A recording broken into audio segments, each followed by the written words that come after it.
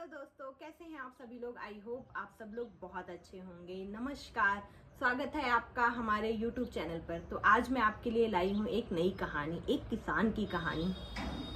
तो चलिए कहानी को आगे बढ़ाते हैं। आई होप आप लोगों को ये कहानी जरूर से जरूर पसंद आएगी। अगर आप लोगों को मेरी ये कहानी पसंद आती है तो मेरे चैनल को लाइक शेयर सब्सक्राइब करना ना भूलें। तो चलिए कहानी की शुरुआत करते हैं। एक किसान होता है जिसकी 2 बीवियां होती हैं और उन दोनों बीवियों से उसके पास एक एक लड़का होता है, बच्चे होते हैं। किसान किसी तरह अपने जीवन को व्यतीत कर रहा होता है, किसानी का काम करके, खेती बाड़ी का काम करके वो अपने जीवन को चला रहा होता है। एक दिन किसान की मृत्यु हो जाती है। बचती है उसकी पत्नी।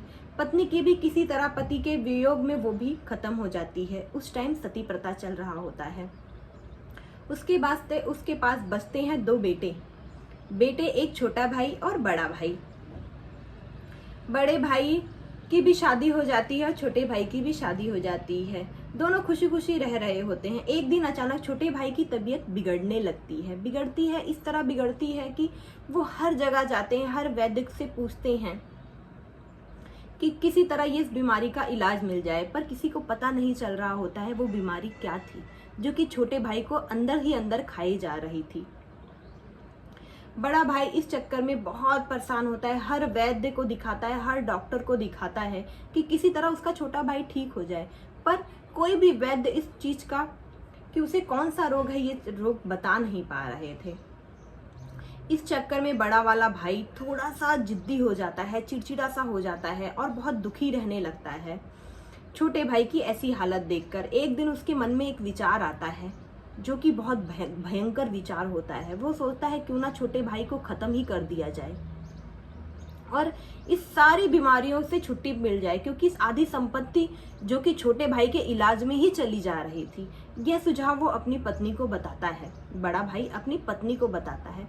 पत्नी भी सहभागी हो जाती है इस सुझाव में। वो भी बहुत खुश हो जाती है, कहती है हाँ आप ठीक कह रहे हैं, आधी संपत्ति तो हमारी इनके इलाज में ही चली जा रही है।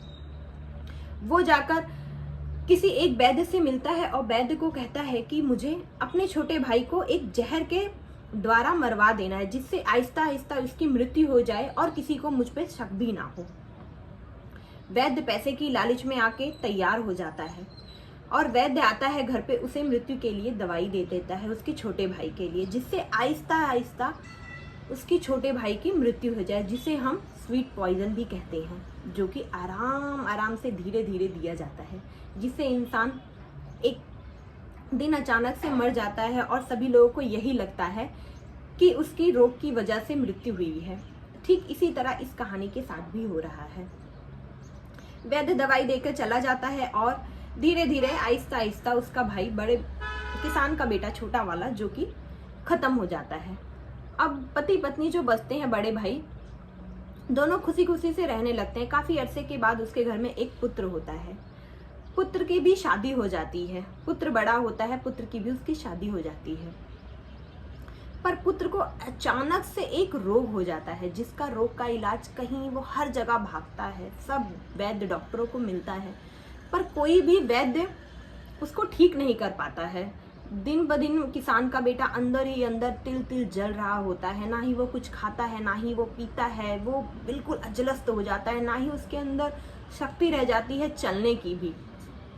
वो दिन ब दिन अजलस्त हो जाता है। किसान की इसी तरह आधी संपत्ति बीत गई है, जो कि आधी संपत्ति बिक भी चुकी है। अपने बेटे के इलाज में दवाई कराने के चक्कर में आधी संपत्ति उसकी बिक चुकी है। फिर भी वो हार नहीं मानता है। वो जो बची कुची संपत्ति है उसको भी अपने बेटे के लिए बेचना चाहता है। एक दिन उसका बेटा खाट पे ऐसे ही लेटा हुआ था और वो अपने बेटे की आंखों में देख रहा होता है, रोते हुए। वो बड़ा भाई जो किसान था, रोते हुए देख रहा होता है। तभी अचानक से उसका बेटा बोलता है, भाई अब तुम एक कफन की तैयारी कर लो, अब मैं नहीं बचूंगा, मैं जा रहा हूँ, मुझे जलाने के लिए तैयार रहो। किसान अचानक से देखता है और कहता है, मैं तुम्हारा भाई नहीं, मैं तुम्हारा बेटा हूँ। तभी बोलता है, नहीं, तुम मेरे भाई ही हो, तुम्हें पता नहीं यह मेरा पुनर्जन्म हुआ है। पिछले जन्म में मैं तुम्हारा भाई था और इस जन्म में मैं तुम्हारा बेटा बन के आया हूँ। तुमने याद है ना मुझे किस तरह से मारा था, धीरे धीरे जहर देके। इसी तरह यही रोग मैं अपना बदला लेने के लिए इस जन्म में आया हूँ, जो कि तुम्हारे बेटे के रूप में आया हूँ। किसान रोने लगता है, अपने गिड़गिड़ा के भीख मांगने लगता है अपने बेटे से, लेकिन कहता है, किसान का बेटा कहता है, भाई जो वो वैद्य था वो कहाँ है? तब उसका बड़ा भाई बताता है कि वो वैद्य तुम्हारे दवा देने के 3 साल बाद ही उसकी मृत्यु हो जाती है और वो मर जाता है।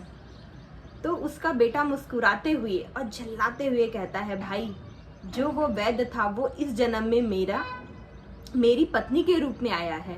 इस बार वो भी मेरे साथ ही जलेगी, क्योंकि तब उस टाइम में सती प्रथा थी। उस बिचारी की कोई गलती नहीं होती है। उस टाइम में जब सती प्रथा के टाइम में ऐसा होता है, जब पति की मृत्यु होती है उसी टाइम जीवित जो स्त्री होती है वो भी जला दी जाती थी। तब वो बताता है कि वो जो वैद्य है वो इस जन्म में मेरी पत्नी के रूप में मेरे साथ है, इसलिए जब मैं मरूंगा तो उसे भी जला दिया जाएगा। उसके कर्मों की उसे फल इसी जन्म में मिलने वाला है। यह सुनते ही जो किसान होता है वो बहुत रोने लगता है, माफ़ी मांगता है, पर वो कहता है उसका बेटा कि अब माफ़ करने का कोई मतलब नहीं बनता है, मेरा बदला पूरा हुआ है, मैं इस जन्म में तुम्हारे बेटे के ही रूप में आया हूँ। आई होप आप लोगों को ये कहानी पसंद आई होगी। अगर आप लोगों को मेरी ये कहानी पसंद आई है तो मेरे चैनल को लाइक शेयर सब्सक्राइब करना ना भूलें। Thank you so much for watching my